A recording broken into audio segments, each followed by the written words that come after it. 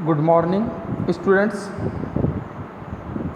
मैं अवनीश कुमार सिंह आज फिर से आप लोगों के सामने एक बार कक्षा 11 का वितान भाग 1 से आलो आधारी चैप्टर का 5वां भाग व्याख्या का वीडियो लेकर के उपस्थित हूँ। पिछले भाग में आपने देखा कि तातुस यानी कि जो मालिक है वो कहते हैं कि तुम मुझे तातुस कह सकती हो, मेरे बच्चे मुझे तातुस बुलाते हैं, तो वो भी तातुस कहते हैं कि तातुस ने उसे किताब दिया एक बंगला का पढ़ने के लिए और रोज़ पूछते थे कि तुम उसमें से पढ़ती हो कि नहीं। कुछ दिन बाद 2-4 दिन बाद पूछा कि पढ़ती हो कि हाँ रोज़ पढ़ती हूँ थोड़ा थोड़ा।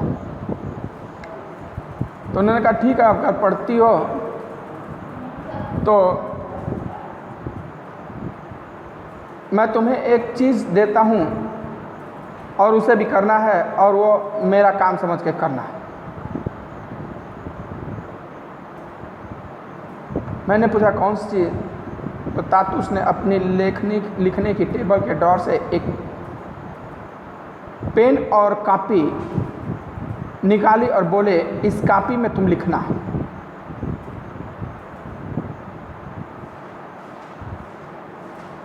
यहाँ तक हुआ था कि तुम लिखना, लिखने के लिए तुम कुछ भी लिख सकती हो, अपनी जीवन कहानी भी लिख सकती हो। होश संभालने के बाद से अब तक जितनी भी बातें तुम्हें याद आए सब इस कॉपी में रोज़ थोड़ा थोड़ा लिखना। डायरी लेखन एक विधा है जिसमें हम अपने दिनचर्या को उसमें लिखते हैं। तो कहा कि होश संभालने के बाद से और आज तक तुम्हें जो कुछ भी आया बताए कि तुम्हारा पढ़ाई लिखाई कैसे हुआ, माता पिता कैसे रहे, कहाँ रही, पहली माँ कैसे मर गई, दूसरी माँ ने क्या बर्ताव किया, पिता ने क्या बर्ताव किया, भाई ने क्या बर्ताव किया है, पति ने क्या बर्ताव किया, ये सारी चीज़ें तुम उसमें लिख सकती हो। जो भी तुम्हें अच्छा लगे लिखना।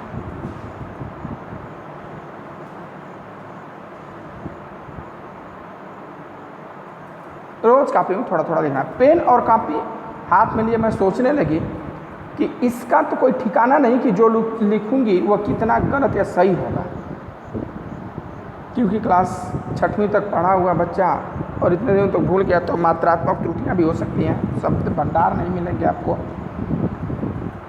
शब्द लिख नहीं पाएंगे, क्योंकि अब तो पता नहीं कि मैं लिखूंगी तो कितना उसमें सही और कितना गलत लिखूंगी। तातुस ने पूछा क्यों, क्या हुआ? जब वे सोच में पड़ गए तो उन्होंने बोला क्या हुआ भाई, क्यों सोच रही हो? क्या सोचने लगी? मैं चौंक पड़ी। फिर वो सोच रही थी कि लिख सकूंगी या नहीं। मैं कहा कि भाई सोच रही थी कि मैं लिख पाऊंगी या नहीं। वह बोले जरूर लिख सकोगी। लिख क्यों नहीं सकोगी? जैसे बने वैसे लिखना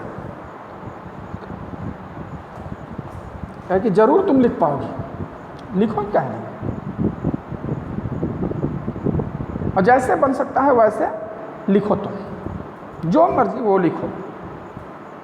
पेन और कॉपी ले मैं घर गई और उसी दिन से 2-1 पेज रोज लिखने लगी। लिखती और वह किताब भी पढ़ती। सवेरे काम पर आती तो तातुस पूछते कि कुछ लिखा है या नहीं, और यदि मैं हाँ कहती तो वह बहुत खुश होते और कहते यदि तुम रोज़ लिखोगी तो मैं तुम्हें और भी प्यार करूँगा। जब भी आती पूछते अरे कुछ लिखा कहाँ? तो कहते जी लिखा है, तो बड़े खुश होते हैं। कहते कि तुम जितना और ज़्यादा लिखोगे तो मैं तुम्हें और ज़्यादा प्यार करूँगा और ज़्यादा पसंद करूँगा, यानी तुम्हारी मदद और करूँगा। किसी दिन लिखते पढ़ते इतनी रात हो जाती कि तब तक आसपास के लोग एक नींद सो भी चुके होते हैं। ठीक है, जब पढ़ने लिखने का एक नशा सा होता है, जब नशा लग जाएगा, आदत सी बन जाएगी ना, तो आपको टाइम बीतते समय नहीं लगेगा। तो लिखते लिखते रात हो जाती थी तो वो सोचती थी, तो आसपास के लोग तब तक एक नींद सो चुके होते थे। नींद टूटने पर वे देखते कि मैं जगी हुई हूँ तो सवेरे कोई ना कोई पूछ बैठता है। भाई जल्दी सोना, तो लोग रात में जग जाते थे तो देखते कि उसके घर में अभी लाइट जल रहा है, तो लोग समझ भाई क्या कर रही थी, बताओ तो तुम इतना क्या लिखती पढ़ती रहती हो? मैं कहती कुछ भी तो नहीं, मुझे उन लोगों की बातें अच्छी नहीं लगती थी और फिर वहाँ कुछ अन्य असुविधाएं भी थी। क्या है कि उस सोसाइटी में जो लोग थे अच्छे नहीं थे, हमेशा व्यंग बाण करते रहते थे और वहाँ व्यवस्थाएं भी अच्छा नहीं था। असुविधाएं थी जिनके कारण मैं अपना वह भाड़े का घर छोड़ना चाहते थे। जैसे कौन सी असुविधा? सब समय मैं यही सोचा करती कि उससे अच्छी जगह कहाँ मिल सकती है। भाई किराया भी देखना है। वहाँ पानी की असुविधा थी, वहाँ बाथरूम की असुविधा थी। 4 घरों के बीच बाथरूम एक ही था, 4 परिवार उसके बीच एक बाथरूम, यानी लाइन लगा रहेगा तो बाहर ना आइए या तो इंतज़ार करिए। सवेरे कोई पेशाब के लिए उसमें घुसता तो दूसरा उसमें घुसने के लिए बाहर खड़ा रहता। नहाने का कहाँ दूर है, पेशाब करने के लिए कोई उसमें जाता तो कोई उसमें लाइन लगा के खड़ा रहता है। कि उसमें इतनी असुविधा थी कि 4 घरों में एक ही बाथरूम, उसमें भी सुबह को कोई पेशाब करने के लिए घुस जाता तो कोई बाहर खड़ा रहता घुसने के लिए। टट्टी के लिए बाहर जाना पड़ता था, लेकिन वहाँ भी चैन से कोई टट्टी नहीं कर सकता था, लैट्रिन के लिए बाहर जाना पड़ता था खुले में, लेकिन वहाँ भी आप चैन से नहीं बैठ सकते थे। क्यों? क्योंकि सूअर पीछे से आकर तंग करना शुरू कर देते। लड़के लड़कियाँ बड़े बूढ़े सभी हाथ में पानी की बोतल ले टट्टी के लिए बाहर जाते हैं। अब यहाँ बोतल संभाले या सूअर भगाएं, मुझे तो यह देख सुनकर बहुत ख़राब लगता था। देखिए खुले में जाना है, बोतल में लोटा में पानी लेकर, अब आप बोतल संभाले कि सूअर को भगाएं। सोचिए कि कैसी स्थिति है। शहर की ये स्थिति है तो गरीब लोगों का गांव में क्या स्थिति होगा। और इसे ये सब अच्छा नहीं लगता। लड़कियों को हाथ में बोतल लिए जाते मैंने इसके पहले कभी नहीं देखा था। खुले में शौच जाना ही बुरा है, उसमें बोतल ले करके हाथ में जाना। अब वे वहाँ बहुत तातुस ने मुझसे पहले ही पूछा था, तुम जहाँ रहती हो वहाँ कोई बाथरूम है कि नहीं? तो उन्होंने पूछा था कि जहाँ तुम रहते हो वहाँ बाथरूम है कि नहीं। ऊपर एक बाथरूम है, तुम चाहो तो वहीं से नहा धो निपट कर जा सकती हो। क्योंकि वो लोग जानते हैं कि ऐसे लोग जहाँ रहते हैं वहाँ कोई बहुत ज़्यादा सुविधा नहीं होती है, कोई बहुत ज़्यादा सुख सुविधा वहाँ पर नहीं होती है। तो उन्होंने कहा कि ऊपर एक लैट्रिन बाथरूम है, तुम चाहो तो वहाँ नहा धो करके फ्रेश व्रेश होकर के जा सकती हो।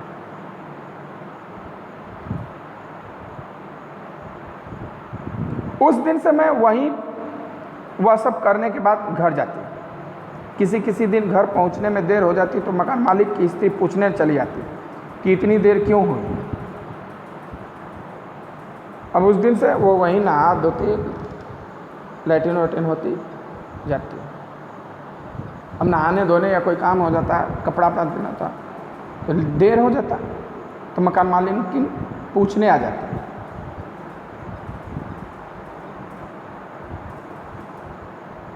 कि इतनी देर क्यों हुई। कभी कभी वो यह भी जानना चाहती कि मैं कहाँ गई थी। उसकी बात सुन मुझे बहुत गुस्सा आता था। मैं सोचती यह भी कोई बात हुई कि मैं सारा दिन काम पर रहूं और लौटूं तो बेमतलब की बातें सुनने को मिले। भाई मैं आपको किराया देती हूँ, आप किराया लीजिए। मैं कहाँ जा रही हूँ, क्या कर रही हूँ, उससे आपसे क्या लेना देना है।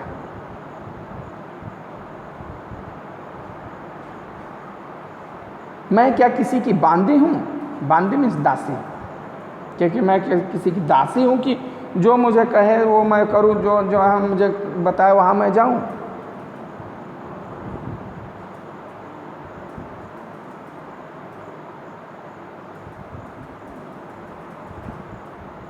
घर का भाड़ा देने में तो मैं नागा भी नहीं करती, यानी मकान का जो किराया है वो मैं समय से देती रहती हूँ। फिर भी इन लोगों को मेरे आने जाने से क्या दिक्कत है? तो फिर मेरे कहीं जाने आने से इतना दर्द क्यों? और मैं जाती भी कब कब थी, समय ही कहाँ था मेरे पास। काम करके लौटती तो लिखने पढ़ने बैठ जाती। कभी कभी सविता से ज़रूर मिलाते। वह मेरी एक पुरानी कोठी की सहेली थी। अगल बगल में काम करते करते मित्रता हो जाती है ना। एक ही ग्रुप के अगर 2 लोग मिल जाए तो वो दोस्त बन जाते हैं। तो एक और लड़की थी जिससे उनकी दोस्ती, कभी कभी उसके घर जाती थी मिलने। उसके यहाँ से लौटने में कभी देर हो जाती तो सभी मुझे ऐसे देखते जैसे मैं कोई अपराध कर आ रही हूँ। सबके मन में वही बुरे विचार, कुविचार कि कहाँ गई थी, देखो इतनी रात आ रही है, अकेली औरत, बताओ दिन दिन भर घूम रही है, ये तो चरित्रहीन लग रही है। इस प्रकार की बातें कह कह करके लोग उसको एकदम पका डाले थे।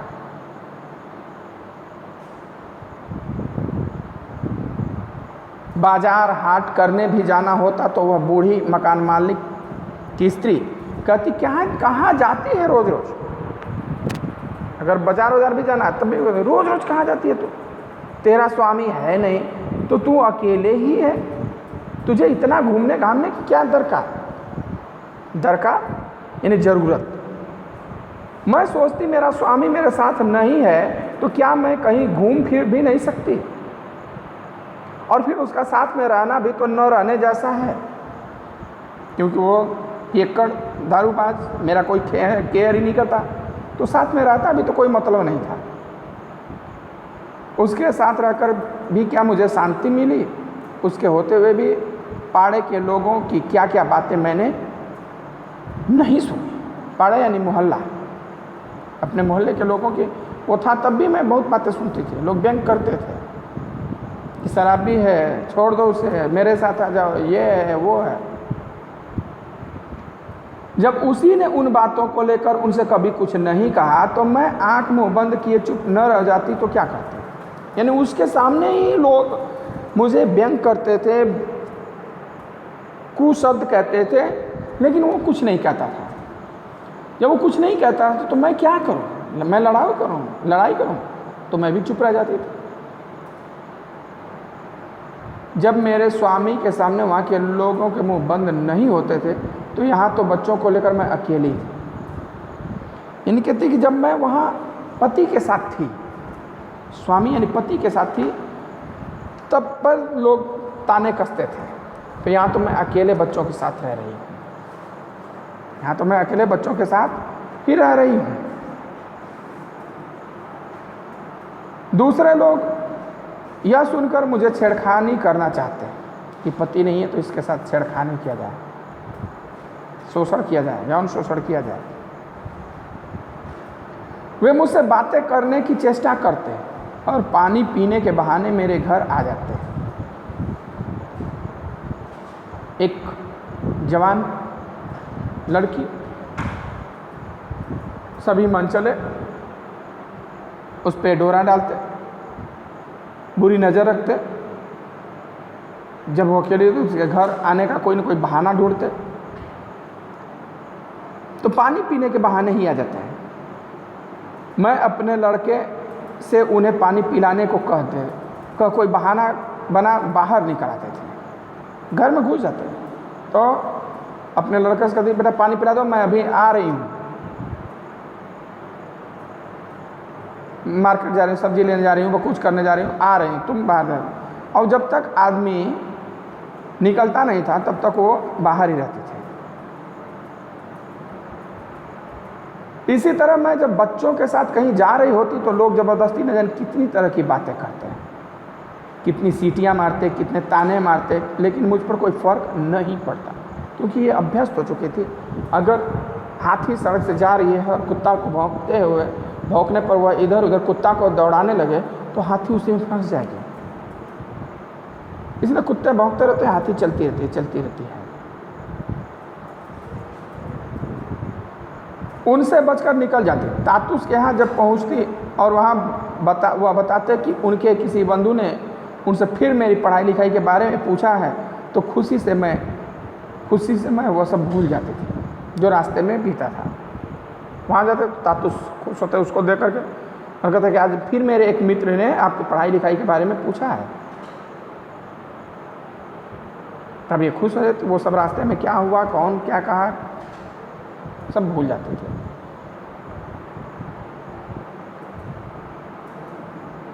तातुस के कुछ बंधु कोलकाता और दिल्ली में थे, जिन्हें वह मेरे पढ़ने लिखने के बारे में बताते रहते थे। उनके कुछ मित्र कोलकाता में भी थे, कुछ दिल्ली में भी थे, जिनसे वो बात करते थे, बताते थे कि मेरे यहाँ भाई एक लड़की है, मैंने उसे पढ़ने लिखने के लिए प्रेरित किया, वो पढ़ और लिख रही है। वे लोग भी चिट्ठियां लिखकर या फ़ोन पर तातुस से मेरे संबंध में जब तक पूछते रहते हैं। यानी वे लोग भी चिट्ठी लिख करके, फ़ोन करके हमेशा पूछते रहते थे इनके बारे में। एक दिन मैं घर में बैठी अपने बच्चों से बातें कर रही थी कि तभी मकान मालिक का बड़ा लड़का आकर दरवाजे पर खड़ा हो गया। मैंने उससे बैठने को कहा, बस वह बैठा तो उठने का नाम ही नहीं। भाई मकान मालिक का लड़का है तो कहा भैया बैठ जाइए। दरवाजे पर खड़ा हुआ, दरवाजे पर आया तो उसने कहा बैठ जाइए, और बैठा तो वो उठने का नाम ही नहीं ले रहा। उसने बातें चालू की तो लगा हुए कभी ख़त्म नहीं होगी। उसकी बातें ऐसी थी कि जवाब देने में मुझे शर्म आ रही थी। मतलब गंदी बातें कि तुम्हारा पति क्या करता है, कहाँ रहता है, तुम कैसे रहती हो, पति की ज़रूरत महसूस नहीं होती, इत्यादि बातें। मैं उससे वहाँ से चले जाने को भी नहीं कर पा रही थी, क्योंकि मकान मालिक का लड़का है भाई, ये भी नहीं कहते जाइए आप ये सब बात मत करिए, झिनकार नहीं सकती है। और स्वयं भी बाहर नहीं जा सकती थी, क्योंकि वो दरवाजे पर ही ठीक बैठा था।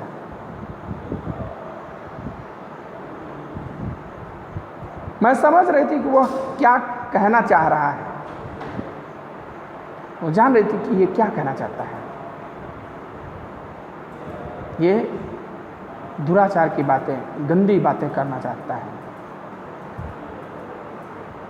ऐसे में मैं उसकी बातों को अनसुना न करती तो क्या करती? ऐसे में उसकी बातों को अनसुना कर देती।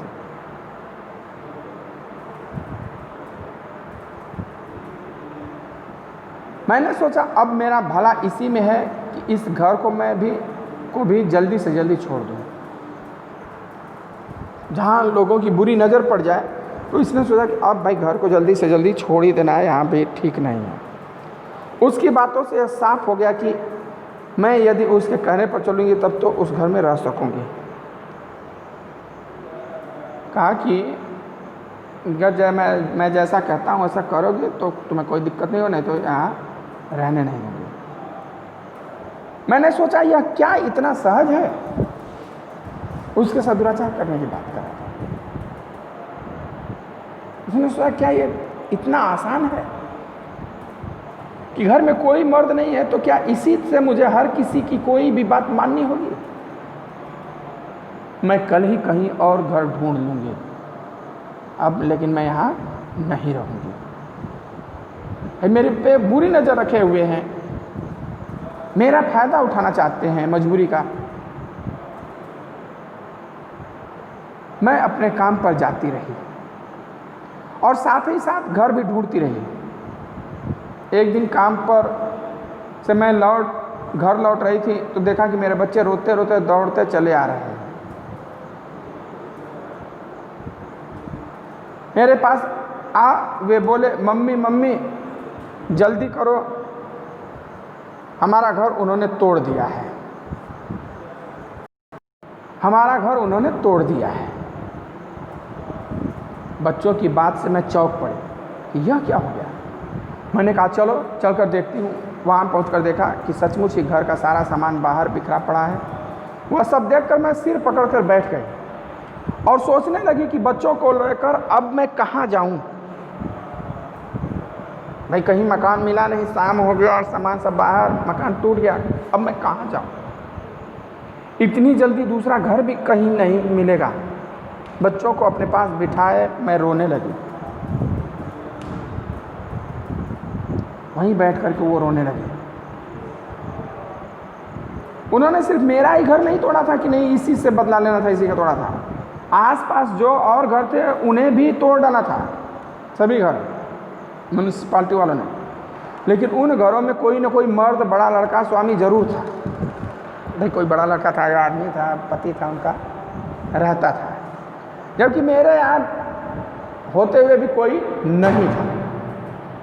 इसलिए मेरा सामान अभी तक उसी तरह बिखरा पड़ा था, जबकि दूसरे घरों के लोग अपना सामान एक जगह सहेज कर नया घर खोजने निकल गए थे। दूसरे घर में आदमी थे तो सामान एक जगह समेट करके मकान ढूंढने चले गए थे। चलिए, अब आज की वीडियो में इतना ही। नेक्स्ट व्याख्या हम अगले वीडियो में करेंगे। तब तक के लिए धन्यवाद।